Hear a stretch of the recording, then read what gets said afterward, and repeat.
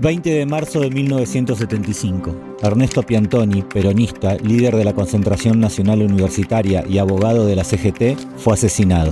A las 4 de la tarde se decretó un paro nacional y la ciudad quedó vacía. Por respeto o por miedo, nadie sale de su casa si no es para ir al velorio. La funeraria San Pietro está atestada de gente que quiere saludar a los deudos. Gustavo de Marchi, el mejor amigo del muerto, reúne a su gente. Sobre el cajón donde descansa Piantoni se planea la venganza. Serán 5 de ellos por uno de los suyos. Hoy en Expedientes, el terrorismo de Estado antes del golpe, a 50 años del 5 por 1.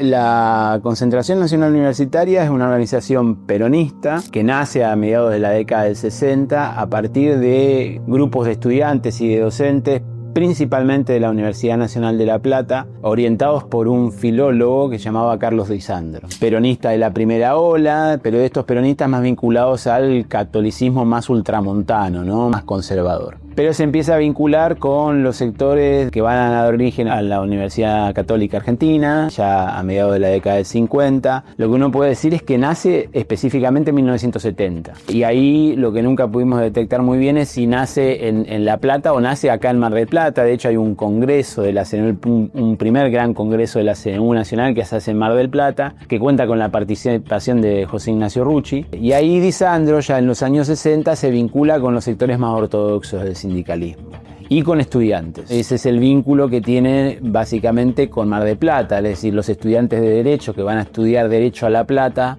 se vinculan a D'Isandro, a los grupos de estudiantes que están alrededor de D'Isandro y son los que van a dar origen a la Concentración Nacional Universitaria, particularmente Piantoni y Bigliso, ¿no? Que son los que tienen este vínculo más político con todo este sector. El 6 de diciembre de 1971, la Concentración Nacional Universitaria tuvo su bautismo de fuego en Mar del Plata. Silvia Anna Filler fue asesinada en la Facultad de Arquitectura y Urbanismo. Un grupo de la CNU ingresó a golpes y a tiros a una asamblea y la estudiante de 18 años recibió un disparo en la cabeza. El asesinato de Silvia Filler va a generar una reacción popular y va a ser una suerte de hito en el proceso de politización de las juventudes de Mar del Plata, ¿no? Muchas de las juventudes que se radicalizan y politizan a partir de los años 70 lo hacen como consecuencia de lo que fue el asesinato de Silvia Filler. Los autores materiales del crimen fueron procesados por la justicia, pero con la amnistía los presos políticos del 25 de mayo de 1973 quedaron libres de culpa y cargo. El retorno definitivo de Perón significa un reempoderamiento de la CNU, es decir, en particular después del 25 de mayo, cuando se produce la asunción de Cámpora, también lo que se produce es una amnistía general de los presos políticos y en esa amnistía general entran los acusados por el asesinato de Silvia Filler. Ya ahí la CNU, particularmente en Mar del Plata, empieza a recuperar espacios y ahí empieza a haber un reacomodamiento de la CNU a nivel local muy fuerte, que se va a ir cimentando a medida que crece el conflicto político y los sectores ortodoxos se alían cada vez más con este sector de la ultraderecha del peronismo, ¿no? A partir de la muerte del general Perón, la Concentración Nacional Universitaria contó con el apoyo de la Alianza Anticomunista Argentina, AAA, y comenzó una cacería que tenía por objetivo la eliminación del ala izquierda dentro del peronismo. Los pocos testimonios de gente de la AAA, como por ejemplo el libro de Paino, que fue uno de los miembros de la AAA, lo que señalaban siempre era que el accionar de la AAA en Mar del Plata se lo habían dejado a la CNU, ¿no? Es como que eso ya dependía de la CNU y que ellos en todo caso iban a asistir con la provisión de armas, de equipamiento, con articulación con la policía y demás, pero que no iban a manejar eso.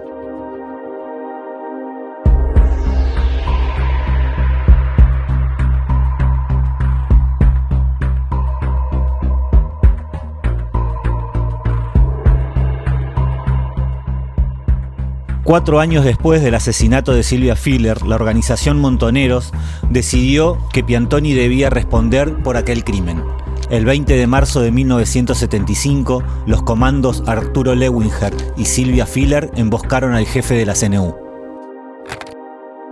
Ese día Piantoni había sido padre por segunda vez y había salido de la Clínica Colón para irse a cambiar a su casa en el barrio Playa Grande, para luego regresar junto a su mujer.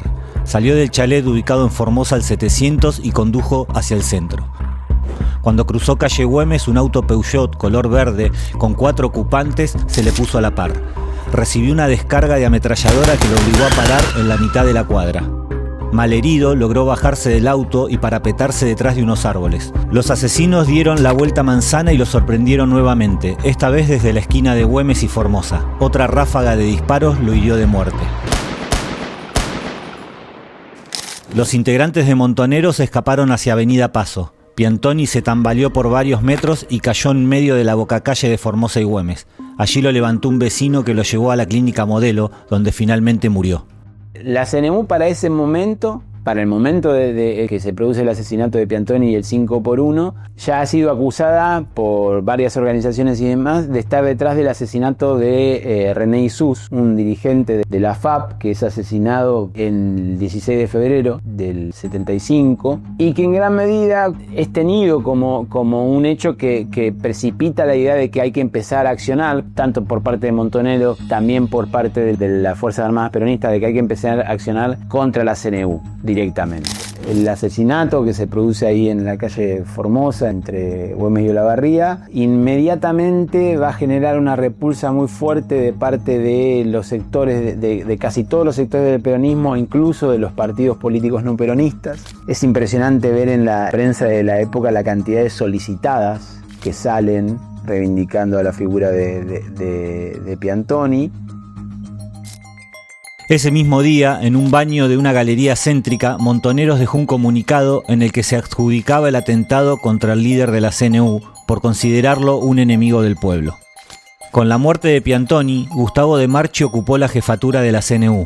En 1974 se había convertido en el primer fiscal federal de Mar del Plata con un decreto firmado por Isabel Perón. Los crímenes que cometía la CNU debían ser investigados por él, y al menos 2 de los pistoleros de la banda trabajaban en su fiscalía. El 5x1 es claramente es una venganza, es una suerte en la historia le decimos, tenemos una imagen de las guerras de religión, que es la noche de San Bartolomé. Esta idea de ir y vengar en una noche, ¿no?, a los mártires de una causa, generando básicamente una noche de violencia. El 5x1 fue una respuesta al asesinato de Piantoni, hace referencia básicamente a la famosa sentencia de Perón en el año 55, cuando están por derrocar, un atentado de los comandos civiles genera una muerte de militantes peronistas, y entonces él dice, tornará el escarmiento por cada uno de los nuestros, que harán 5 de ellos. Y usando esa frase, se supone que en el mismo velorio, en el mismo sepelio de Piantoni, los miembros de la CNU pronuncian, van a llevar adelante un 5x1. Los designados para cobrarse la ofensa por el crimen de Piantoni salen de la casa velatoria en silencio. Uno solo habla y da las órdenes. Es Jorge el Polaco Dubjab, que llegó de La Plata junto con Patricio Fernández Rivero, el líder de la CNU a nivel nacional. Eduardo Ullúa, Carlos Flipper González, Mario Durquet, Gustavo de Marchi, Fernando Delgado, José Luis Piatti y Fernando Otero se reparten en algún Falcon y un Peugeot 404 amarillo. Las armas largas asoman por las ventanillas. Enrique Pacho Elizagaray es hijo del ex senador provincial Enrique Elizagaray. Es un referente de la juventud universitaria peronista y con 23 años es un militante conocido en la ciudad. La CNU tiene a Pacho entre ceja y ceja, por su militancia política y por un viejo enfrentamiento que De Marchi mantiene con Elizagaray padre. Más de una vez le dijo que iba a tener que ir a reconocer a su hijo a un terreno baldío, y cumplió. Pacho sabe que viene gente de afuera a cobrarse el crimen de Piantoni. Esa noche no va a dormir en el lugar que comparte con Luis Rafaldi, otro compañero de militancia. Elige refugiarse en la casa de su tío Jorge Enrique Videla, un militar retirado que vive en España al 800, en el barrio de La Perla. Pero los matadores ya saben dónde se esconden. Son entre 15 y 20 personas, todas armadas. Un grupo rodea la casa y ahuyenta a los curiosos que se asoman por las ventanas vecinas. Se dicen policías y reducen a toda la familia Videla. Pacho intenta escapar por los techos, todos tiran y Pacho muere antes de tocar el suelo. Recibe 23 disparos. Videla y sus 2 hijos son secuestrados por la patota. Jorge Lisandro tiene 22 años, trabaja en el Automóvil Club Argentino y milita en la Juventud Peronista. Su hermano Guillermo cursa 5º año en el Mariano Moreno, tiene 16 años y pertenece a la Unión de Estudiantes Secundarios. Padre e hijo son encontrados en la esquina de las calles 176 y 54, en un descampado del barrio Montemar. Los cuerpos cuentan más de 20 disparos cada uno. La quinta persona es un médico, Goldenberg, que en realidad no tiene militancia en Mar del Plata en ese momento, pero que unos años antes había sido militante de la FAL, de la Fuerza Armada de Liberación en La Plata. Eso también es un poco el certificado de que hay gente que viene de afuera, porque no era Goldenberg no era una persona reconocida ni siquiera por la militancia local, ¿sí? Es decir, estaba marcado desde fuera. El cirujano Bernardo Goldenberg está casado en segundas nupcias con Alicia Lors y el matrimonio decidió dejar La Plata e instalarse en Mar del Plata para iniciar una nueva vida en un chalet de Falucho al 3600.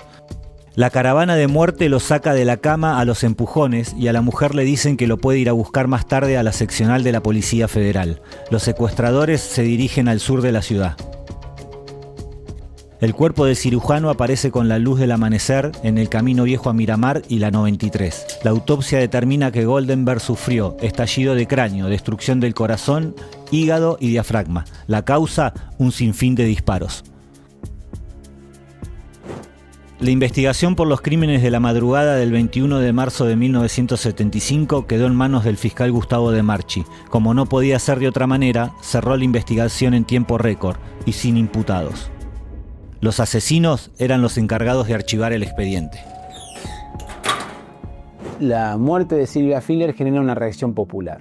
Todas estas muertes del año 75 ya no van a generar ese tipo de reacción. No hay posibilidad, es como que se ha cerrado la arena política y hay un viento de reacción y de enfrentamiento y de violencia que hace que sea imposible generar esa reacción social ante la violencia. Hay cierta normalización de la violencia. La situación creo yo que se escala a partir del 5x1. Si yo te decía el asesinato de Silvia Filler fue como el inicio del ciclo de violencia política en Mar del Plata, la muerte de Piantoni y el 5x1 es una escalada, ¿no? Es una escalada exponencial. Con el golpe de Estado de marzo de 1976, la CNU entra en crisis y se disuelve. Algunos de sus miembros pasarán a formar parte del aparato represivo de la dictadura y cumplirán funciones para el ejército, específicamente en el GADA 601.